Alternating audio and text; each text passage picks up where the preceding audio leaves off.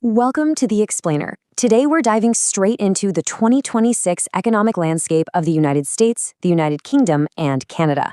We're going to look at exactly how massive global macroeconomic trends are trickling all the way down to your everyday wallet. Because, whether you're trying to buy a house, planning for your retirement, or just desperately trying to build up a little breathing room in your monthly budget, understanding the big picture is absolutely crucial. We've got some truly fascinating data to cover today, so let's jump right in. Okay, so here's our roadmap. We're going to start with a quick look at what financial stability actually means. Then we'll examine the US, the UK, and Canada, put them head-to-head in our economic scorecard, and wrap it all up with your own personal action plan. Let's kick things off with Section 1, Defining Financial Stability. Before we can even really compare these three incredible countries, we need to ask a pretty fundamental question. What does financial stability actually look like in the world's most developed nations? I mean, we all want to save up for a house or plan for a comfortable retirement, right? But what does the foundation for those dreams actually require on a national level? Because it's not just about how much money you have in the bank. It's heavily dependent on the overall economic environment that your money is living in. So at its absolute core, financial stability is a condition where the entire system, your banks, the markets, governmental institutions, functions smoothly without major disruptions. It's an environment that provides us with enough income, savings, and security for everyday expenses, plus those random out-of-nowhere emergencies. It's really two sides of the same coin. A stable nation gives you low inflation, strong employment, and reliable safety nets. And on the flip side, a stable individual has the personal savings to weather the unexpected storms when they inevitably arrive. Moving right along to Section 2, the United States, focusing on growth and risks. Looking at the raw numbers, the U.S. is still the heavyweight champ. They remain the world's largest economy and are actually projecting a relatively positive 2.2% growth this year.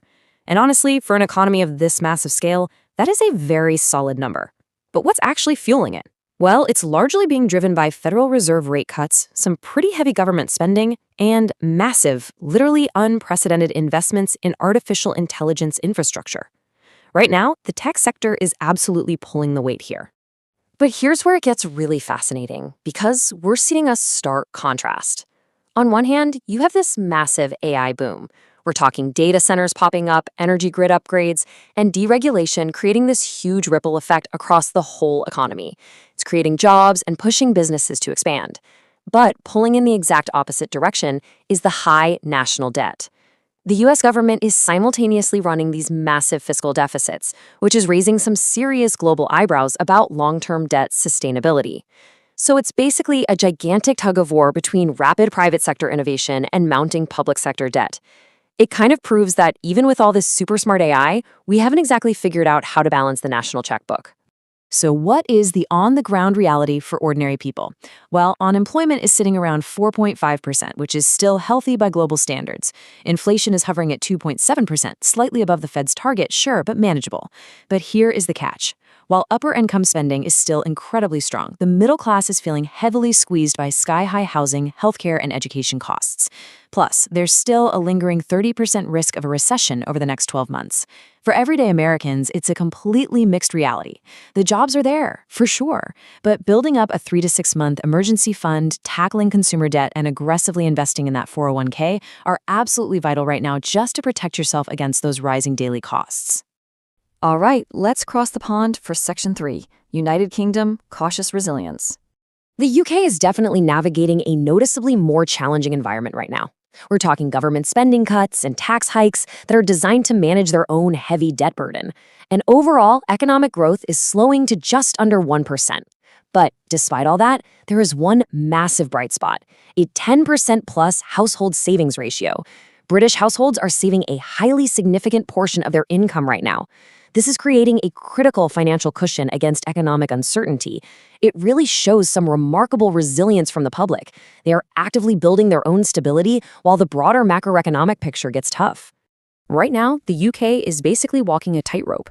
On the plus side, inflation is dropping sharply, down to 2.5%, which is allowing the Bank of England to finally cut interest rates and ease up some of the pressure on households and businesses. But on the downside, pay growth is expected to drop simultaneously from nearly 5% down to about 3.5%. And all of this is happening alongside a higher overall tax burden on working families. So to sum up the UK, growth is sluggish at under 1% and housing costs in places like London are still astronomically high. But that falling inflation is a huge relief. Furthermore, the UK has a really great structural advantage when things get financially vulnerable, a strong NHS and social welfare safety net. So if you're in the UK, the takeaway is pretty clear. Keep up those excellent saving habits we just talked about, definitely take advantage of falling interest rates to lock in better mortgage deals, and lean on those social safety nets while you navigate this slower growth period. Heading back over to North America, let's look at Section 4, Canada. Headwinds with hope. Canada is facing a very modest 0.8% growth projection for 2026. Now, to put that in perspective, because that barely even keeps up with their population growth, overall consumer confidence is quite weak right now, and business sentiment remains highly cautious. Just like the US, Canada is watching the rise of AI super closely, but their outlook is this really tense mix of high hopes and high anxiety. On one side, they're hoping for these massive long-term productivity boosts that AI could bring to their industries.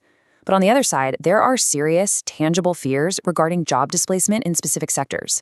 Not to mention the very real risk of overinvesting in AI assets before the actual financial returns are proven.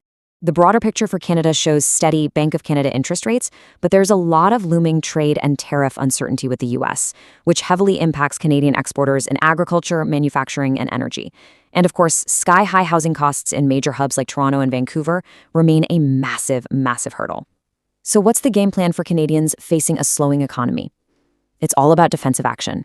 You absolutely need to prioritize your emergency funds, aggressively utilize your tax-advantaged RRSP and TFSA accounts, and perhaps most importantly, focus intensely on reducing your mortgage debt before interest rates potentially shift against you again.